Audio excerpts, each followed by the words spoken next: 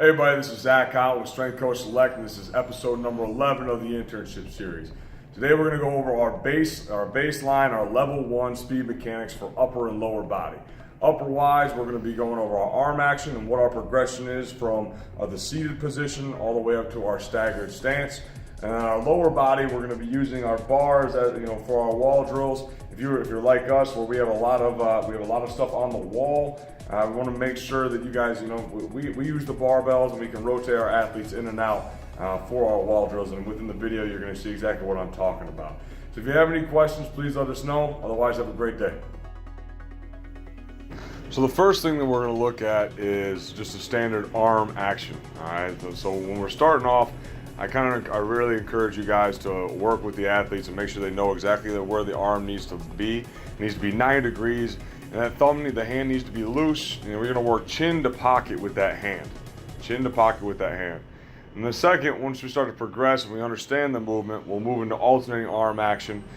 Still moving chin to pocket, keeping our elbows in throughout the movement, making sure that your athlete has great posture, keeping a good upper body position, not allowing the head to move, up or down, keeping in a good neutral position throughout the whole range of motion. So while we progress, we always go in from a small or a slow into a medium and then a fast movement. So we go slow seated, medium seated, and then as fast as we can seated, and making sure that they maintain great form throughout every single exercise. After we get done with this, we move into our kneeling progression. So we start seated, then we go to kneeling, and we're going to alternate, which knee we train up every single week or every single time we train for our speed mechanics. The same thing that we touched on before, we're going to be going with a slow, medium, and fast movement throughout every single time we train this. So we want the athletes to start slow, make sure that they've got great form, keeping great body position, great posture. And they can execute the movement effectively without having to, moving wrong this way or moving wrong that way. They continue to move the right way, and then once they get that down, you can progress them into the next movement. While they're kneeling, one thing I'd like to touch on is making sure you can start great habits by having them lift their toe while they are kneeling. So this is our last station here for our kneeling progression. We're gonna make sure we can go as fast as we can with great form. The next movement, instead of moving straight to a staggered stance, this is what I do. We start in a standard standing position. So I like to get the athletes upright, and we take them through the same sequence. We start slow, we go to medium, and then we go into as fast as we can through our movements. So while the athlete is moving, continue to coach them on the cues that we've already covered. Make sure that they've got great form, they're moving effectively, keeping their body with great posture. And then also, when they start to move as fast as they can, one thing I'd really like to touch on is you should see some bounce in the feet. You should see some movement, within the body, the lower extremities, making sure that they're moving as fast as they need to. So here's our last transition into our arm action. So this is the last progression that we use, for our level one progression. It's a staggered stance. We want to bend the knees slightly, sink the hips slightly, and then take them through that slow, medium, and fast progression. As you go throughout the whole training session, make sure that they're moving effectively. Next, we're going to go over our level 1 lower body speed mechanics. So the first thing that we want to cover is our 45 degree, our slightly 45 degree angle when we're falling in. So you want to come up on your toes and fall into the bar or fall into the wall. Make sure that you maintain a 45 degree position throughout every single exercise. So here we want to make sure that when we fall in, we got that 45 degree angle, and we got our hands either flat on the wall, or if you have the bar, you want them wrapped around. So right here, this is our first exercise we're going to cover. Is just a standard leg punch.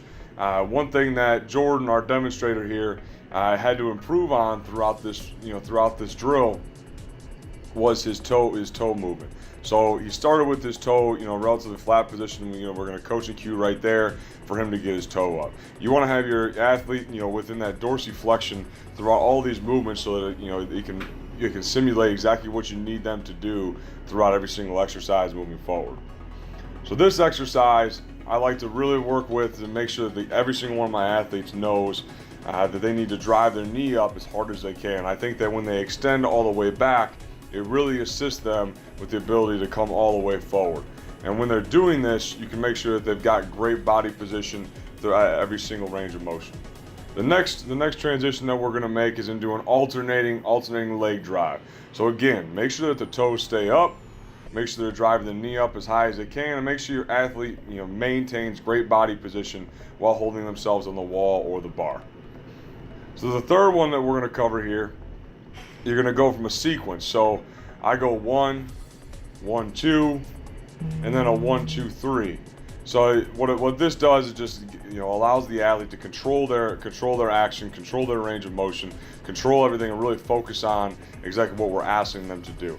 Sometimes I think when you get into rapid fire, or if you're just doing one punch with one leg, you can start to kind of get away from everything you want them to do, rather than focusing on exactly what you want.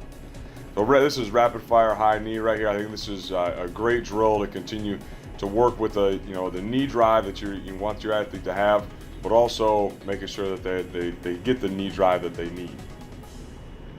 So right here, this is what I call a single arm B movement. So when they got the hand on the wall, they're going to keep that knee up in a solid position. Now this is a progression for me before we go into what we do with on the field or on the court with what we're going to do with our athletes. So we ask them to do those movements before we take them out there and have them go free range. This is just a standard knee drive and foot punch. We want to make sure we have great posture, punching the ball of that foot into the ground every single time.